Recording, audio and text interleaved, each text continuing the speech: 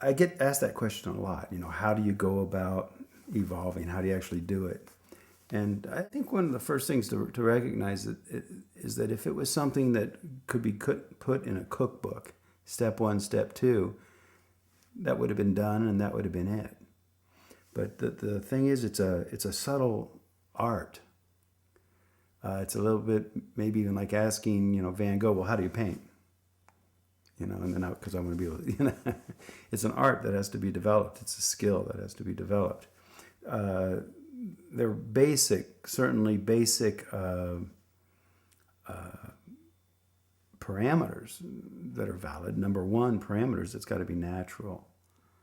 It's not a manipulation of your awareness or your thinking or anything. It's a natural blossoming. But it's so easy to slip into a manipulation. It's so easy to start to try to coerce yourself into thinking away, or for a teacher to try to coerce the students into thinking away or acting away, when it's actually not coming from an awakening to the depth of their inner divinity, but it's coming from a place of an overlay, you see. And the subtlety of that facilitation has a lot to do with the individuals. The teacher needs to be able to feel where the person is stuck and feel how to work with that in a way to free it up, you see. And it's not just on an individual level, but it's also on a group level. Even in humanity today, there's a certain dynamic to the group consciousness, and then in different cultures. I mean, the mentality, the group consciousness in India is very different than it is in the United States, for example. And so you have to feel into that mentality, feel into that group, and work with that group accordingly. Simplistically, or to really say it in a very simple form, there are two ways. There are two things that are done. Number one, you awaken the person to that place within. And the most powerful technology for that is proper meditation. Number two, you free people from their current identities, from the places where they're holding, from where they're clinging, not just intellectually and emotionally, but fully psychologically within their whole being, you see? And you free that up. You don't have to make it go a certain direction. All you need to do is free it. Because if the physiology, if the person's being is just allowed to rest, it'll rest into its own true nature. So it's freeing where people are stuck, and it's awakening them to the depth. But those are arts. Those are subtle arts, and they're so easily lost. They're so easily misconstrued. Some little nuance, some little fluctuation, some little attempt to, alter an appropriate meditation technique can be enough to compromise it. And people are tempted to do that because we're tempted to have an idealized model of everything and try to align with that idealized model. And when we get into actually teaching the meditation technique, it'll be very clear how people oftentimes go about trying to manipulate their meditation to make it more like what they think it's supposed to look like, and in so doing they compromise it.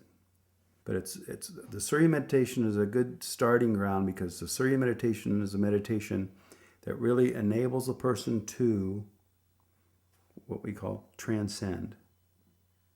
See, in the manifestation of existence, multiplicity was born.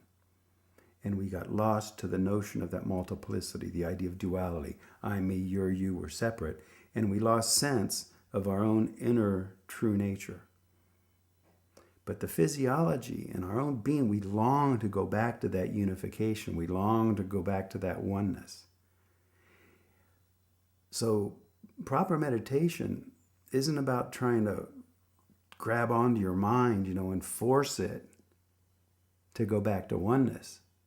It's more about allowing the awareness to rest, just allowing it to naturally go in the direction that it longs to go. Whereas our identities, our preconceived notions, for example, trying to still the mind, trying to hold the mind just only on consciousness with no thoughts, that's a manipulation. And it actually prevents the mind from resting into that field, which is its fundamental nature, which is a field of pure consciousness, pure no-thingness. So now to do that, the mind has to be given, we could say, a vehicle to ride. And in the Surya meditation, the vehicle we ride is the self. In this meditation, it's very simple. It's very natural.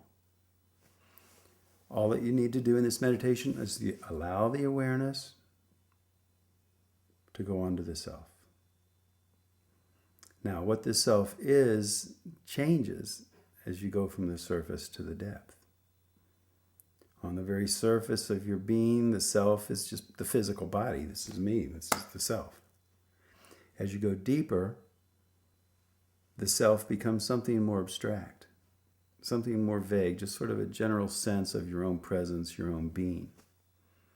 And at the deepest level, the self is the unified field, the field of pure consciousness, the field of pure isness, the field where you are one with everything.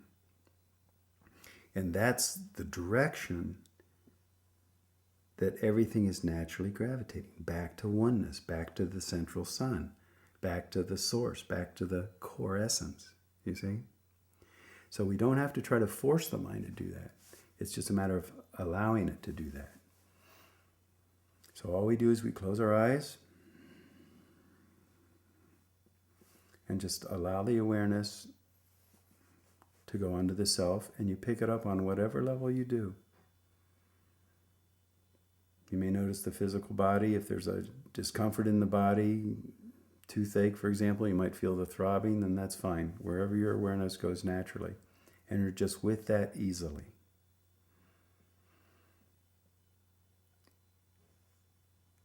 If thoughts come,